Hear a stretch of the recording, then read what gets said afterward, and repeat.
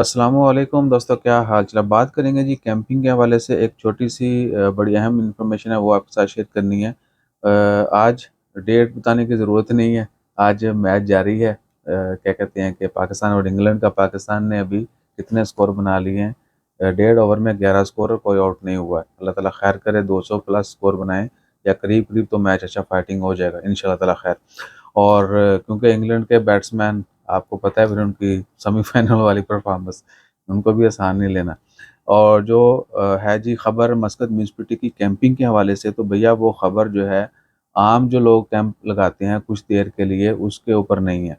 जिन लोगों ने रात गुजारनी है या कई दिन गुजारने होते हैं, कैंपिंग करनी होती है, बेशक वो कंपनी है या वो यानी प्राइवेट है, कोई इंडिविजुअल है या ग्रुप है, कुछ भी है, पर्सनल या कमर्शियल, तो उनके लिए वो लाज़मी है। जिन लोगों ने रातें बाहर गुज़ारनी है, उनको परमिशन लेना होगी मस्कत म्यूनसिपैलिटी से, और उसकी सिक्योरिटी फ़ीस डिपॉज़िट करना होती है, तब आपको परमिशन मिलेगी, अप्रूवल मिलेगी। उसके बाद आप जाके कैंपिंग करके स्टे कर सकते हैं। अगर कोई वॉयलेशन करते हैं, लिटरिंग वगैरह यानी गंदगी वगैरह फैलाते हैं ये वो, तो उसका आपको जुर्माना भी अदा करना पड़ता है।